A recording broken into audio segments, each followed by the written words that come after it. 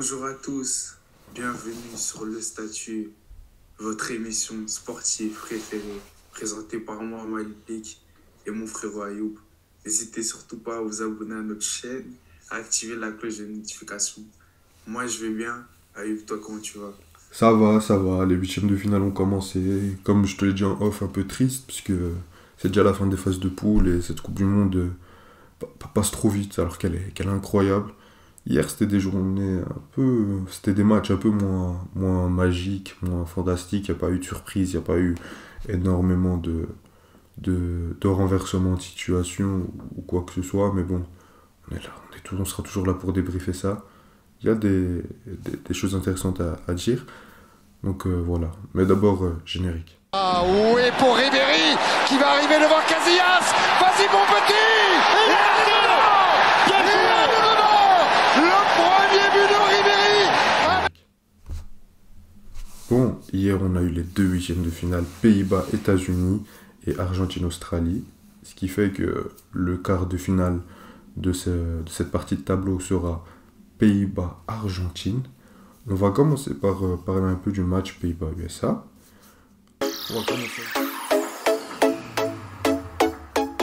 On va commencer avec une première question. Malik, est-ce que toi, parce qu'on parlait en, aller en off du match, est-ce que pour toi maintenant tu vois les Pays-Bas avec un style de jeu défini? Parce qu'on voit une tactique qu'ils ont, une approche de jouer qu'ils ont, qui n'était pas la leur avant cette Coupe du Monde. Est-ce que tu penses qu'ils se sont trouvés ou... Oui, je pense qu'on peut dire qu'ils se sont trouvés, mais après, on va dire que je trouve qu'ils s'adaptent quand même à leur adversaire, entre guillemets, même si, pour moi, les trois matchs à prendre en compte, c'est pas celui du Qatar, enfin, c'est pas du tout celui du Qatar, c'est les matchs contre le Sénégal, les Pays-Bas, et là, contre les États-Unis. On voit cette équipe du Pays-Bas qui n'a pas de problème à laisser le ballon à l'adversaire, qui n'a pas de problème à les laisser jouer, à rester un peu en bloc ou bien coulisser. Mais bon, pas juste un bloc bas comme la plupart des petites équipes contre les plus grosses, mais juste bien coulisser, être bien compact et dès qu'ils ont le ballon, essayer de repartir en football. Et on a vu le premier but qu'ils nous ont offert, c'était vraiment magnifique, l'un des plus beaux buts de cette Coupe du Monde. But collectif, franchement, un temps, deux touches, ça repart de la défense, franchement, c'était magnifique à voir. Donc moi, je dirais que oui. Et je pense que c'est ce qu'on va revoir face à l'Argentine, même si je pense que, comme à la deuxième mi-temps, j'ai l'impression que Van Gaal, il les avait dit allez rechercher plus ce ballon, allez mettre ce 3-0, ça y est, n'attendez pas juste seulement et vous poser dans votre zone de confort, tu vois. C'est ça que je voulais te dire, parce que sur la première mi-temps, on en parlait, moi j'étais très déçu de cette équipe des Pays-Bas dans la production. C'est deux actions de but, et t'as une équipe des États-Unis, on va pas en parler aujourd'hui, mais c'est une équipe qui nous a un peu touchés, qui était une équipe assez jeune, etc. Et voilà, on l'a redit et redit. Ils auront une Coupe du Monde chez eux dans 4 ans, et ils sont encore jeunes, ils seront beaucoup plus matures, ils auront trouvé... Il y aura des cadres qui prendront un peu plus le lead, etc. Donc on leur souhaite que du courage. Mais pour revenir sur cette équipe de Pays-Bas, ok, d'accord, là, le premier but est magnifique. Quand tu vois la sortie de balle, t'as Frenkie de Jong. En fait, t'as une défense à 4 avec les trois défenseurs centraux et Frenkie de Jong. Les pistons qui font tout le travail dans la dernière passe, dans les dernières courses. Et devant, t'as des artistes, t'as Depay qui vient au début de l'action, c'est lui qui va la conclure. T'as De Ron, t'as Claessens, Gakpo. Gakpo, tout le monde participe au but, tu vois. Que ce soit avec ou sans ballon. Donc c'est magnifique. Mais après, si tu tombes pas face à une défense aussi naïve que celle des États-Unis, jamais tu les marques ces deux buts. Jamais. Une défense qui pense qu'à la 45e, une mi-temps est finie, c'est une défense très naïve et très inexpérimentée. Tu vois ce que je veux dire. Donc pour moi, là, j'avais encore de sérieux doutes pour un quart de finale face à l'Argentine ou une demi face au Brésil. Pour moi, t'étais clairement en dessous. Pour moi. C'était mon avis, j'ai le droit de l'avoir.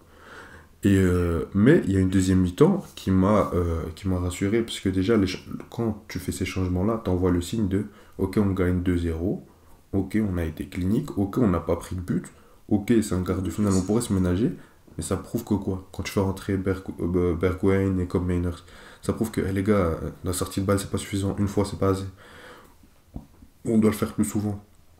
on doit aller les déranger là-dedans. Donc, là-dessus, je pense que tu t'es dit, ok, on a trouvé notre truc, mais il faut plus.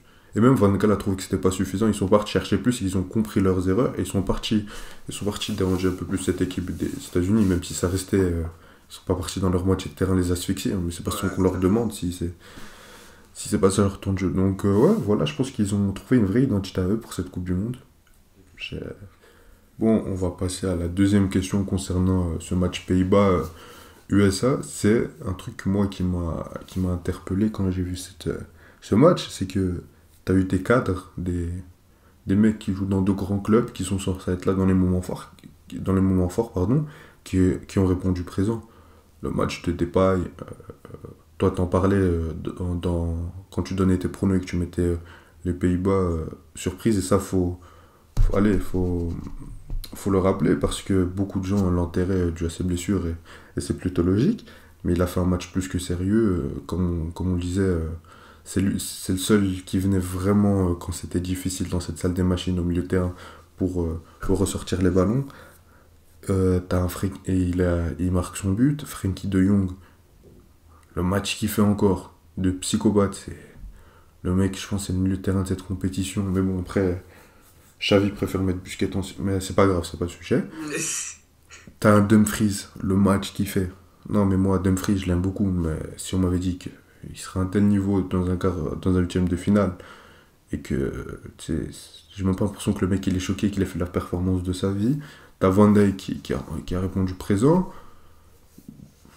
C'est des mecs, si tu vas aller loin dans cette compétition, si tu veux battre l'Argentine, si tu veux arriver face au Brésil ou le Japon ou peu importe, tu auras besoin de ces grands mecs-là. Donc, toi, si tu devais décerner l'homme du match, tu le donnerais à qui? Ouais, je te pose une Franchement, question. c'est dur. Franchement, c'est dur. Parce que t'as un Dumfries, comme t'as dit, qui a fait un match. Ne fût que statistiquement, c'était incroyable. Il te met 2 passes D, il met un but. Non, Tu c'est veux lui un but, reprocher une quoi? passe D ou deux buts? Deux passes D, Deux un passes D. but. Ok. C'est lui, il met les deux centres Ouais, Radzol, tu c'est vois. vrai, Le oui, premier c'est vrai. pour Memphis, deuxième pour Blind, et il met le dernier but sur un magnifique centre de Blind. D'ailleurs, les gens ils peuvent te dire Blind aussi, du coup, un but, une passe D. Ouais, Blind Donc, défensivement sur le but des ouais, États-Unis, je pense ça qu'il est donne parti à la ça. buvette et qu'il pensait que le match était déjà fini, tu vois. Moi, je te parle des gens qui réfléchissent comme ça, tu vois. Après, Ok. nous, on n'est pas comme ça. Memphis, dans son apport dans le jeu, comme tu dis, comment il aidait dans le milieu, mais bon, il y a une perte de balle, justement, qui me dérange, qui a amené le but des États-Unis, tu vois. Mais après ça, il fait un match incroyable, clairement. Virgil, toujours clean, rien à dire. Donc, franchement, j'ai envie de me battre entre Dumfries, De Jong, parce que De Jong, il n'y a rien à dire. Cette Coupe du Monde, je retrouve le De Jong que l'Europe a aimé. Que l'Europe, on a tout ce qu'il fait, même quand il était encore à l'Ajax. Pas qu'il s'est éteint à Barcelone, mais qu'il s'est juste retrouvé dans une situation plus compliquée où là, il Ouais. joue pas, on le met en défenseur. Non, là, quand tu le mets en patron, en sentinelle, il se régale, le garçon, tout Non, c'est simplement. n'importe quoi sa situation à Barcelone. Au début, il vient, il joue au numéro 8. Koeman arrive, dit je veux le replacer en 6. Ben oui. Je l'ai vu qualifier en 6 et je l'ai jamais vu être installé à ce poste régulièrement. Mais bon, t'avais tellement de problèmes dans ce club qu'on va pas en vouloir à De Jong d'avoir Bien sûr, été, bien été... sûr. Mais essayer de faire un petit aparté, je pense que pour lui, ce serait mieux qu'il parte du FC Bien Barcelone sûr, qu'il reste, quoi. bien sûr. Si t'avais un Mais tu coach le vois aller où en soi? Parce que quand je réfléchis, une bonne destination pour lui, pour rester je vois pas. déjà sur le FC Barcelone, allez, Xavi qui vient en début de saison et qui te met Busquets, on a parlé des limites de Busquets, alors que t'as acheté Kessié, t'as Pedri, t'as Gavi qui sort du centre de formation, t'as un milieu hyper complet. Mais ton milieu, ça doit être quoi? Tous les jours, ça doit être De Jong, Pedri et Franck Kessié, parce qu'il va t'aider à gérer les transitions, t'as cet impact physique et tout. Toi, tu laisses Gavi et tu mets Busquets. Ah, ok, ça fait plus Masia, c'est plus sexy dans le nom, mais c'est pas C'est plus adapté. catalan. C'est pas adapté au football. Au football moderne. On l'a vu dans Moderne, tu veux certains. dire. Pardon? Tu veux dire au football moderne, Oui, c'est c'est clair, ça. au football On l'a moderne. vu dans certains matchs, notamment en Ligue des Champions, face à l'Inter ou autre. On a vu que tu étais dépassé sur certains plans physiques, etc. Et dans la gestion des transitions et tout. Et donc pour moi, je pense que c'est un joueur qui pourrait jouer à peu près partout, vu son talent.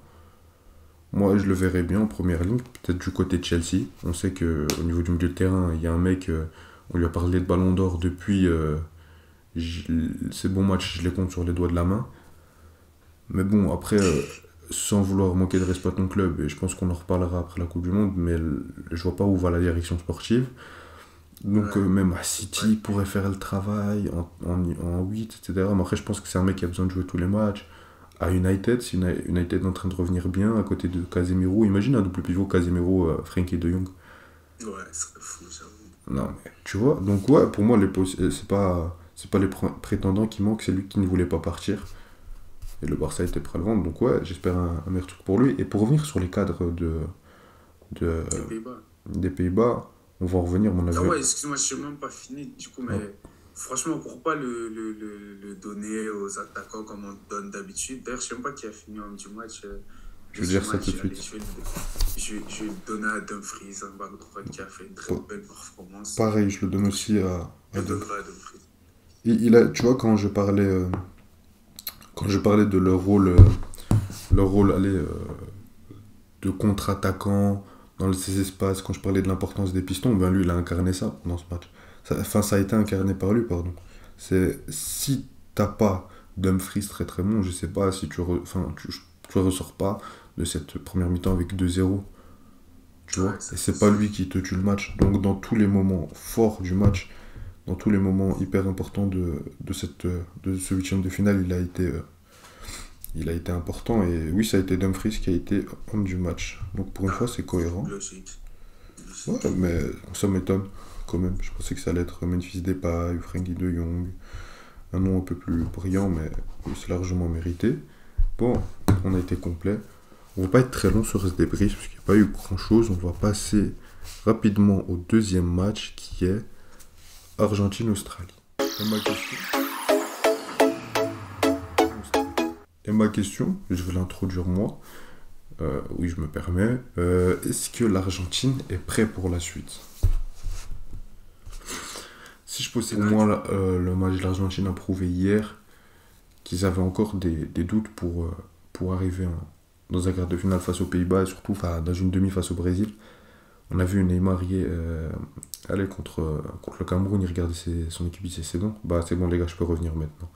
Je pense qu'il va se laisser un peu contre la Corée, puis il va revenir fort en quart de finale. Et, pour pas tomber dans la négativité, t'as vu de belles choses du côté argentin, mais beaucoup de choses qui me font peur dans la production, dans ce qu'ils ont fait. T'as un Messi hier qui a encore été excellent. Que ce soit dans le moment où ils ont du mal à... Parce qu'au début, tu commences avec un vrai 4-3-3, tu vois, avec Messi en faux neuf. Tu voyais que Papou Gomez à gauche, il savait pas ce qu'il faisait là. T'es repassé sur un faux 4-2-3-1 avec McAllister qui venait entre le milieu et... on dirait un peu ce que faisait Didier Deschamps avec Matuidi, mais en beaucoup plus beau niveau du jeu. T'avais Papou Gomez qui repassait à droite, mais bon, Julian Alvarez, tu le trouvais beaucoup plus difficilement. Si t'as pas Messi qui te trouve un espace entre 8 défenseurs pour te glisser le ballon, tu marques pas. C'est très difficile. Donc moi, ma question, c'est est-ce qu'ils sont prêts face aux Pays-Bas? Le seul point positif que je verrais face à un match face aux Pays-Bas, c'est que l'Argentine a joué contre le Mexique. Je te parle dans le match où ils ont maîtrisé, à part le match où l'Arabie Saoudite les a vraiment dérangés du début jusqu'à la fin, et qui a remporté ce match, contre le Mexique, contre la Pologne, contre hier l'Australie, Australie. t'es que face à des blocs bas, aussi pour le Mexique, même si c'est moins parlant, t'es face à des blocs bas, t'as la maîtrise du ballon, et t'arrives toujours à trouver un espace pour marquer avec ce facteur-là, mais très souvent ce facteur-là, ça reste Messi. Et hier, on a vu que si t'as pas un grand Messi, ben cette équipe tombe à l'eau. Et qu'est-ce qu'on disait, et on était tous les deux d'accord là-dessus, c'est que si l'Argentine veut aller loin, c'est pas un grand Messi qui va porter l'Argentine, c'est une grande Argentine qui va porter Messi. Et là, encore une fois, on voit l'inverse. Et là, ça m'inquiète. Parce que si t'as un milieu de terrain qui faillit face à l'autre psychopathe là avec sa mèche blonde, Ben, là, tu vas vraiment pas voir le jour. Et De Paul, tu pourras faire autant de fautes que tu veux, etc. C'est pas des mecs qui jouent au rugby en face. Ouais, parce que. Désolé, hein. Voilà, Il y on en va a. parler. Ouais. Les mecs en face, ils vont te faire pleurer. À part Enzo Fernandez, moi, il y a personne qui m'impressionne dans ce milieu de terrain. La même. McAllister, un peu, par moment, mais Rodrigo De Paul, j'ai l'impression que lui, c'est. Avant le match, il fait un pile ou face. Ah, pile, je fais un bon match. Face. Je vais louper mon match. Mais il a qu'un bon match à cette Coupe du Monde en vrai. C'est contre la Pologne. Hein. Contre la Pologne, oui, contre le Mexique, c'est un peu mieux, même si c'est pas. C'est passé. C'est pas ce qu'on voyait avec l'Argentine, mais pour moi, le point positif de cette rencontre, c'est qu'on a vu que défensivement, même si t'as pas été hyper sollicité, C'est ça. ça reste des mecs qui font du surf. Non, mais parce qu'il faut le rappeler, hein, c'est pas leur sport national, c'est pas pour dénigrer l'Australie, mais tu vas arriver face aux Pays-Bas, t'as vu ce que allez, même si défensivement t'es bien rodé, enfin, t'as l'impression que les mecs qui jouent en club, les circuits de passe qu'ils ont pour arriver face au but, ils arrivent à t'en placer un ou deux, t'as Depay qui va regarder Martinez dans les yeux. Ah, Et si toi, quand tu vas commencer à dominer cette équipe des Pays-Bas, t'arriveras pas à bouger ce bloc, eux, t'inquiète pas qu'ils vont bouger le tien. Et donc là-dedans, j'ai pas mal d'inquiétude sur... Enfin, d'inquiétude. Je suis pas supporter argentin, donc que le meilleur gagne. Mais de toute façon, on donnera nos pronostics quand on parlera de ces quarts de finale tous en même temps. Mais il y a pas mal d'inquiétude sur cette équipe d'Argentine. Donc t'es inquiet Ben, après ce match. moi, j'ai une question pour toi et je te donne le fusil, les balles et je t'apporte la proie parce que je sais qui tu vas attaquer, mais parce que pour moi. Non, non, mais et à juste titre, à juste titre. Et pas que lui, mais offensivement, sans entrer dans le cliché, mais à part Messi, qui peut déranger cette équipe des Pays-Bas? Ou qui a dérangé hier cette équipe australienne? Réellement dérangé. Il n'y avait que Messi. Hein. Il n'y avait que Messi. Et c'est dommage pour l'Argentine. C'est dommage pour ton joueur que tu trouves plus fort que Gabriel Jesus. Parce qu'on a vu qu'il a perdu. Enfin, on a l'impression qu'il a perdu toute sa confiance. Parce que oui, Messi était le plus dangereux. Mais je pense, tu vois, ces deux occasions, Julian Alvarez, je pense qu'il te les met, tu vois. Julian Alvarez, tu sens qu'il joue quand même avec du cœur. Il était moins impressionnant, je dirais, que contre la Pologne ou même dans ses entrées face au Mexique. Mais tu as l'impression que malgré tout, s'il a ses occasions, ses espaces, il peut... L'entrée de Lautaro Martinez, je la trouve pas mauvaise. Tu la trouves pas mauvaise? Dans ce qu'il apporte, là, comment il va chercher. C'est lui qui va chercher ses occasions, donc il bouge. Donc je me dis, ah, enfin un qui le fait. Mais tu voyais que c'était. Tu vois, hier, on parlait en live du Brésil, on disait que oui, c'était l'équipe B, donc ils avaient une envie individuelle de prouver. Bah, lui, il avait ça hier. Bah, lui, il avait ça hier, tu vois. Mais quand. Ces occasions ratées, Non, quand même, hein. il est parti les chercher lui-même. Mais quand il fallait les concrétiser, là, il est conclu. Il est passé à côté. Donc désolé, je te laisse continuer. Ouais, donc, moi je disais que Alvarez, je trouve que quand même s'il était moins impressionnant, il a fait un match correct qui fera quand même du mal à cette équipe des Pays-Bas. Bien sûr, j'ai les mêmes inquiétudes que toi, je dirais, au niveau de l'Argentine. Moi, je suis content parce que, comme je t'ai dit, c'est moi surprise. J'ai envie que les Pays-Bas gagnent ce match. J'ai pas envie de rentrer dans le cliché, mais moi, sportivement, franchement, je suis grave confiant pour les chances des Pays-Bas, que ce soit au niveau de leur bloc, de la façon dont ils peuvent repartir en football.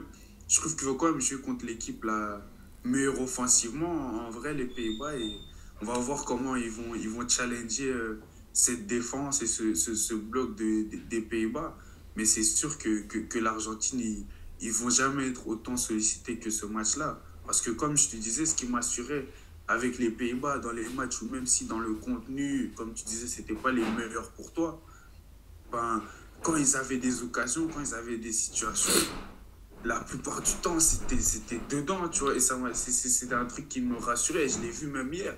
Comme tu dis, deux actions, deux buts. Merci, au revoir. Et à un moment dans le football et en Coupe du Monde, quand tu as tes actions, tu les mets. C'est bon, t'as fait le job. Tu vois, donc moi, je suis hyper confiant pour excuse-moi avant de te couper, mais je suis hyper confiant à ce niveau-là pour les Pays-Bas. Moi, le seul point qui m'inquiète pour ce match, ce serait un petit arbitrage un peu Non, je pense favorable pas. Honnêtement, pour revenir sur la à, Coupe la- du Monde, en général, à l'Argentine. j'ai vu plein de choses qui disent ouais, arbitrage contre les équipes africaines, c'est faux. Arbitrage pour les grandes équipes, c'est faux. Arbitrage. Non, honnêtement, il y a eu des erreurs Moi, je suis sûr que ça d'arbitrage. me fait peur. Ça me fait Non, peur. Si je me dis, je pense pas. Je quand pense tu pas. regardes Ayoub, quand tu dis une finale, enfin, comment dire, un Messi qui avance dans cette Coupe du Monde, plus il va loin, mieux c'est pour la FIFA, tu vois, mieux c'est pour Ouais, leur mais je pense audience, mieux pas. c'est Je pour les pense vues. pas. Genre, j'ai cette peur, je sais pas Au pourquoi, niveau j'ai de cette peur par l'arbitrage, moment depuis le que début, s'il y a ils une ont. situation bizarre, on va donner un penalty, on va donner un petit coup Non, franc, tu vois. non. Là, tu Mais commences à on va devenir pas rentrer dans le cliché. paranoïaque. On dirait que c'est le Congo qui va jouer. Arrête, Malik. Non, mais pour revenir, parce que c'était intéressant ce que tu disais, on parlait tous les deux du très bon match de Romero, on a vu que Scaloni a fait rentrer Martinez dans une défense à 3. On sait que défensivement, aujourd'hui, c'est là où ils ont le plus de certitude. Quand je regarde les matchs des Pays-Bas, tu me dis ils ont été très clutch quand il fallait l'être. Ils ont été face au Sénégal parce que Edouard Mendy il fait l'un des pires matchs qu'on a vu de lui. Non, mais je te pose la question, c'est pareil, je suis d'accord avec toi et tu as raison. Je te pose la question pour aller chercher plus loin. Contre l'Équateur, tu marques un but, tu as été clinique. Contre les Pays-Bas, le Qatar qui était déjà éliminé, tu en as marqué 2. Et hier, contre les États-Unis, on parlait de la naïveté de cette défense. Quand elle jouait contre les Pays de Galles, contre l'Iran, on parlait d'une naïveté défensive. Donc, je sais pas. Contre les Pays-Bas, ça m'étonne pas, tu vois. On a vu encore pire hier Mais contre les Pays-Bas. Est-ce que tu penses que ce sera la même chose contre l'Argentine? Je pense pas qu'il y aura autant d'erreurs tactiques, parce que surtout bêtement C'est le ça. dernier but, tu vois, c'est honteux ce qu'on a vu. Je pense pas qu'il y aura autant d'erreurs tactiques de la part de l'Argentine, mais on sait que le football, ça reste un sport de détail, surtout à ceci au niveau, un sport de détail, et Bien à un sûr. moment donné, il y aura une erreur ou des erreurs qui sera fait de part et d'autre. Et je pense ceux qui nous ont montré qu'ils sont plus, comment dire, ceux qui nous ont montré qu'ils sont le plus capables d'en tirer avantage, moi, je trouve que c'est les Pays-Bas, tu vois. Mais je dis pas, c'est pour ça que je dis pas que ce sera un 3-0, un blowout, comme on veut dire. Mais j'ai l'impression que si l'Argentine fait une petite erreur, genre si un Romero il fait un match comme il a fait contre l'Arabie Saoudite, les Pays-Bas ils vont punir, tu vois. C'est Ils vrai. vont punir. Et l'Argentine, tu vois, comme tu l'as dit, tu vas avoir besoin d'un très grand Messi qui joue niveau limite prime Messi, tu vois. Parce que cette Coupe du Monde, franchement, Messi, il est incroyable. Ouais. J'ai rien à Surtout son dire. match d'hier. 35 ans, il est dans le jeu, il te dribble 3 joueurs. Mais, Franchement, c'est incroyable à voir. mais pour Tu moi, peux que même, l'applaudir. c'est vrai qu'ils ont été très clutch les Pays-Bas, mais à part Depay, et encore, c'est pas. Le mec, c'est pas Harry Kane, pour prendre ton œuvre préféré. Au niveau de la finition des joueurs, il n'y en a aucun. Je me dis, lui, une occasion, c'est but. C'était plus Gakpo, collectif. quand même, hein. Gakpo, ouais, Gakpo, mais ça, pas, très pas, grand. pas au point vraiment des mecs. Le but contre l'Équateur, quand même. Non, bien Oh, c'est sûr, pas c'est tout un le mec monde qui a qui énormément de sang-froid et qui a une très très bonne finition, je te dis pas ça. C'est pas des mecs, c'est pas Cristiano Ronaldo Prime, c'est pas Lewandowski quand il joue face à une équipe dont c'est pas prononcé le nom, c'est pas Harry Kane, c'est pas des mecs, tu te dis, une demi-occasion, tu sais que c'est but, tu peux même pas discuter, il rate une occasion, tout le monde il a raté. Tu vois ce que je veux Ouais, dire? c'est vrai. Donc je me dis, si collectivement là, t'arrives pas à tuer comme ça, ben, t'auras perdu allez, ton point fort. C'est ça ton point fort aujourd'hui quand t'es les Pays-Bas. Donc là-dessus, c'est ça qui, entre guillemets, m'inquiète. Et ouais, pour revenir à l'Argentine, je pense qu'il faudra repasser un 4-2-3-1 pour asphyxier ce milieu de terrain hollandais, parce que je pense que c'est là où va se passer le match. Bien sûr, ça va jouer dans les deux surfaces, mais ça va d'abord passer. Excuse-moi de te couper vite fait. Je sais pas si tu te rappelles dans l'autre vidéo quand je t'avais parlé de Paredes à la place d'un McAllister ou quoi que ce soit. Je pense pas que pour ce match, ce serait bien d'insérer un Paredes. Non, puisque Rodrigo de Paul, je sais que tu vas le garder. Je sais qu'Enzo Fernandez, tu vas le garder. Enfin, Enzo Fernandez, pour moi, tu dois le garder. Donc, Ouais, je passerai à deux milieux de terrain, De Paul et Enzo Fernandez. Et De Paul, on en parle, mais il a un peu un rôle ingrat où il a plein de choses à faire, etc. Donc, en soi, dans le jeu sans ballon, il n'a pas été si mauvais. Il n'a pas été mauvais du tout, mais on en entend plus, surtout quand à un moment, il fallait créer un peu du jeu. Il y avait que McAllister qui pouvait le faire et le mec, il occupait limite de poste. Donc, bon. Moi, je repasserai un 4-2-3-1 avec Messi en 10, parce que je pense comme tu vois, quand on jouait au Paris Saint-Germain, ben, comme ils ont toujours joué, l'Argentine avant cette Coupe du Monde et qui change, ben, tu vois, Paris Saint-Germain, ils jouaient 10 avec Verratti et Vitinha ou d'autres. Et tu voyais que dans la circulation du ballon, les mecs pouvaient endormir n'importe quel milieu de terrain. Donc je pense que c'est la bonne la bonne allez, composition à mettre face à cette équipe des Pays-Bas. Mais de toute façon, t'inquiète pas. Je sais que tu as plein de critiques par rapport à ma composition. Là, on est déjà à 26 minutes. On va faire un live quart de finale comme on a fait vendredi soir. D'ailleurs, on voudrait vous remercier par rapport à ce live. Que des bons retours. Mais bon, on refera un live pour les quarts de finale. Ce sera sûrement mercredi 7 décembre, oui, ou mardi 6 décembre, on verra. Donc bon, t'as quelque chose à rajouter quand même, Malik? Je t'ai pas coupé dans Non. ton élan? T'es sûr? Non, Ça non, va? non. Comme Ok. t'as dit, on reviendra sur ça pendant les quarts, sur la compo et tout. Parce que même si on dit comme tu dis, je pense pas que ce soit la solution adéquate pour l'Argentine. Mais bon, on s'enguirlandira, ou je sais pas si je le dis mal, On va s'enguirlander. dans la zone. Excusez-moi pour un foot de français. Non, non, t'inquiète. Prono rapide France-Pologne et Angleterre-Sénégal. France 4-0, Sénégal, Angleterre, 2-1 pour le Sénégal. Honnêtement, j'espère, mais 3-0 France, Pologne et... Non, 3-1 France-Pologne et 2-0 Angleterre. Malheureusement. On va voir ça. Bon, On va voir ça. donnez-nous vos pronos avant que le match commence, bien sûr. On espère que cette vidéo vous a plu. On a essayé de faire un format un peu plus court. Après, c'est vrai que les matchs d'hier ne nous ont pas forcément aidés.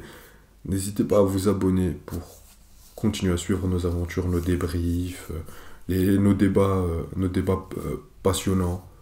Lâchez un like, la cloche, pour être averti de tout ce qui va arriver. Les réseaux sociaux, c'est hyper important, ça aussi, ne négligez pas. C'est grâce à ça que vous êtes au courant de toute notre actualité.